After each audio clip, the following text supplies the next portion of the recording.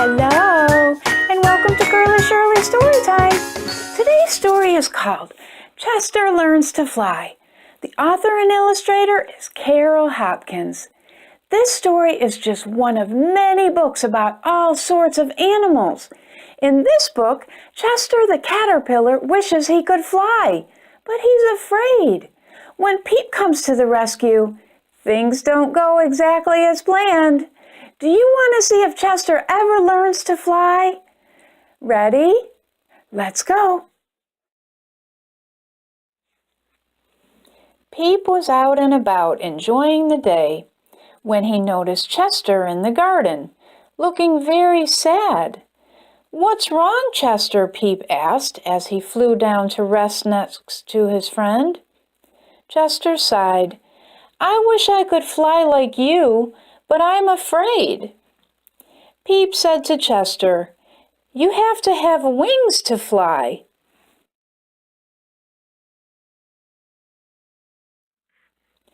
Mr. Dragonfly flew down to see his friends and wish them a good morning when he noticed the sad look on Chester's face. "Why are you so sad?" he asked.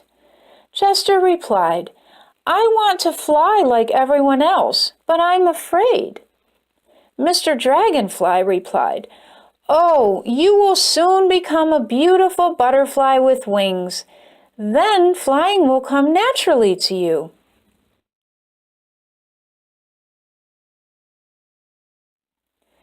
"I don't think I will ever become a butterfly. I'm too scared of flying," replied Chester. Peep looked at his friend and said, "I have an idea that may help you overcome your fear." Then he flew away before Chester could say another word. Mr. Dragonfly stayed with Chester until Peep returned. "When the time is right, as with everything we encounter in life, you will get your wish," he said. Chester just sighed again. Peep looked excited when he returned. He said, "Let's try this, and maybe if we practice, it will help you with your fear of flying."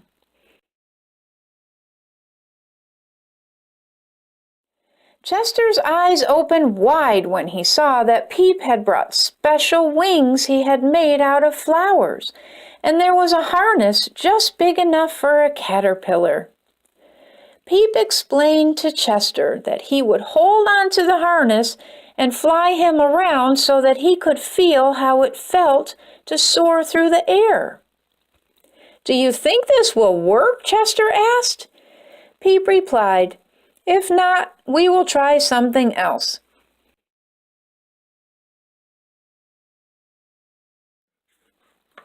Peep attached the wings and harness around Chester, and then everyone took their places. Peep yelled from above, "Are you ready, Chester? Here we go." Peep swooped down as fast as his wings could carry him and grabbed onto Chester's harness.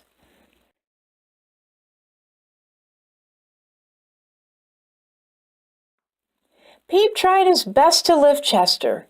He tugged, he grunted, he grimaced, he groaned. Peep pulled one way and then another, but he couldn't lift Chester. Chester started to cry. "I will never overcome my fear of flying." "Don't say never, Chester," Peep said. "There is no reason to be afraid of flying. Watch how much fun you can have." Peep flew as fast as he could all around the garden to show Chester what he was missing. He flew up and down and around, dodging bushes and trees. All of a sudden, Peep crashed into a fence post and knocked himself out.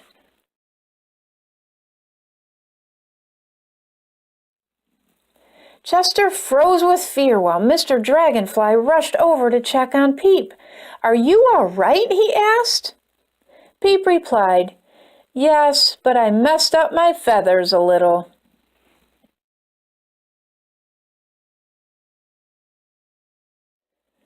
"I guess having a little fear is good because you're more cautious.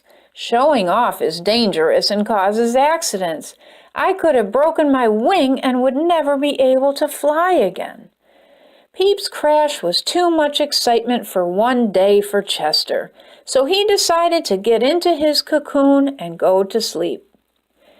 The next morning, Peep and Mr. Dragonfly were very excited to see Chester with his brand new set of wings, and they were even more excited when Chester wanted to try to fly with his beautiful wings.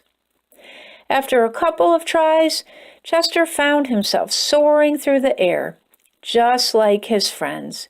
He danced around the sky with Peep and Mr. Dragonfly all day long. Oh, isn't it so amazing how a caterpillar turns into a butterfly? Whenever I see a butterfly now, I'm going to think of how much poor Chester wanted to fly.